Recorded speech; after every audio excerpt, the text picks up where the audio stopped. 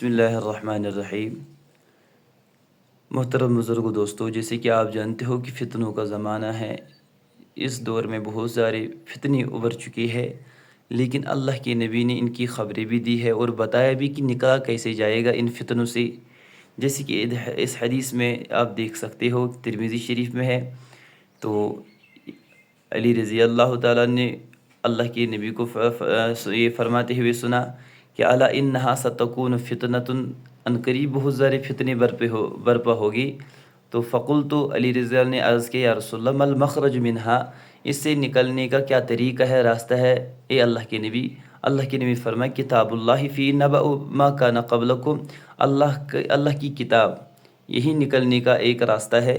نبأ ما کان قبلکم، اس میں خبر ہے آپ سے پہلے والے لوگوں کی کہ وہ ہلاک کیسے ہوئے، ان کے ساتھ کیا کیا گیا، جنہوں نے نیکی کی تو ان کا انجام کیا ہوا، اور جنہوں نے اپنے وقت کے نبیوں کا نہ مانا تو ان کے ساتھ کیا کیا گیا۔ وخبر ما بعدکم، آپ کے بعد کیا ہونے والا ہے، قیامت کے دن، قبر کے دن، یا آنے والے دور میں کیسے کیسے فتنے، یہ تو قرآن میں لکھا ہے۔ وحکم ما بینکم، اور فیصلہ جو آپ کے درمیان ہے اس وقت کیا کرنا ہے تمہیں، یہ بھی قرآن میں سب لکھا ہے۔ وہو الفصل بیس بالحزل من ترک ہو، تو یہ آپ سارا حدیث پڑھ سکتے ہو خود بھی۔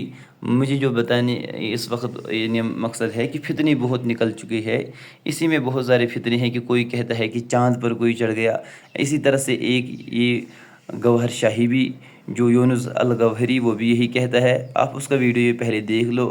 ایک تو اس کو حدیث جو وہ پڑھتا ہے کہ امام جعفر میں، پہلے تو اس کے الفاظ بھی ٹھیک نہیں، دوسرا اس کی کوئی اس نے یہ حدیث دیکھو، پہلے آپ کو یہ میں سناتا ہوں۔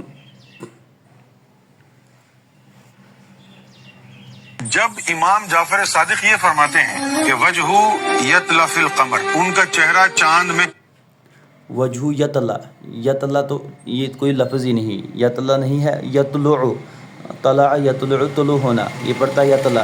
پہلے تو اس کے قرآن کے الفاظ بھی، قرآن بھی بہت غلط پڑھتا ہے، احادیث بھی بہت غلط پڑھتا ہے، اور یہ حدیث کہیں موجود ہی نہیں ہے امام جعفر میں۔ وہاں تو لاکھوں اور یعنی ہزاروں میں گڑی ہوئی حدیثیں ہے۔ چمکے گا، سرکار گور شاہی کا چہرہ چاند میں صاف نظر آ رہا ہے۔ امام جعفر صادق کی روایت آپ کے سامنے ہے جو پوری ہو رہی ہے، اس کے باوجود بھی آپ کہیں کہ بھئی امام مہدی کیوں کہہ رہے ہو؟ یہ دیکھیں، آپ اپنے ایمان سے بتائیں، چہرہ نظر آتا ہے کہ نہیں آتا ہے؟ چاند کے حوالے سے حضور کی حدیث بھی موجود ہے، تو کہا کہ قال کنا مع رسول اللہ صلی اللہ علیہ وآلہ وسلم جلوسا، ہم حضور صلی اللہ علیہ وسلم کے ساتھ بیٹھے ہوئے، فنظر الی القمر، اور چاند پر نظر پڑ گئی، لیلۃ البدری لیلۃ 14 فقال، یعنی 14ویں کا چاند ہے، اور کہتے ہیں انکم سترون، یہ جو یہ حدیث بیان کر رہا ہے یہ قیامت کے بارے میں، یہ بخاری میں بھی ہے، مسلم شریف میں بھی ہے، صحیح ستہ میں حدیث ہے اور پوری حدیث ہے۔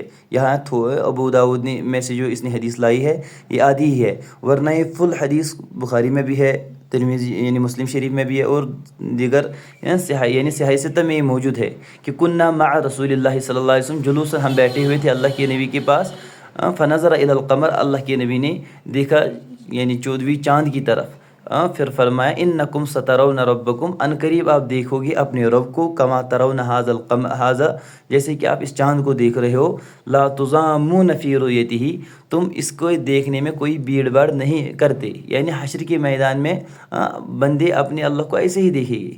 تو یہ اس کو بھی فٹ کر رہا ہے کہ یعنی گوہر شاہی پہ، ربکم کما ترون ھذا، اس طرح تم اپنے رب کو دیکھو گے جس طرح اس چاند کو دیکھ رہے ہو، لا تضامون، کوئی دقت نہیں ہوگی، فی رؤیتہ، اس کو دیکھنے میں۔ اب یہ سب کچھ ہونے کے بعد کیسے انکار کریں؟ دیکھو یہ نقشہ خود بنا کر لوگوں کے ذہنوں میں ڈال دیا گیا کہ یہ گوہر سے، ورنہ کہاں ہے، کہیں بھی نہیں ہے۔ دیکھو اگر یہ صحیح ہوتا میں تو آپ کو یہ جو یونس گوہری ہے اس کا بھی فوٹو دیکھو پھر چاند پر، وہ بھی موجود ہے، چلنے کی حل بھی بتائے ہے، اور اللہ کے نبی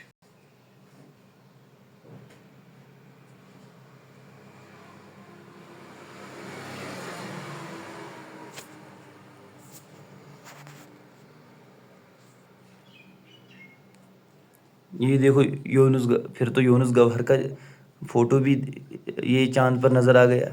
یہ ساری ایک تو گڑی ہوئی، اور یہ جو آیتیں تھے سورہ فصلت کی، تو اس کی تفسیر آپ پڑھ لو کہ آفاق میں جو نشانیاں ہیں وہ کیا ہے، لیکن دیکھو قرآن کی کہاں کہاں سے استدلال لا کر اس پر فٹ کر رہے ہیں، اس کا کوئی اور مطلب ہوتا ہے، یہ کہیں اور لے جاتے ہیں۔ پھر تو یونس گوہری کا بھی فوٹو دیکھو، ایک بھوت بھی چڑھا ہوا ہے بالکل ٹکلا جیسا، تو کیا یہ بھی ہے؟ تو ہے یہ اپنے ہی بنا کے کچھ رہے ہیں۔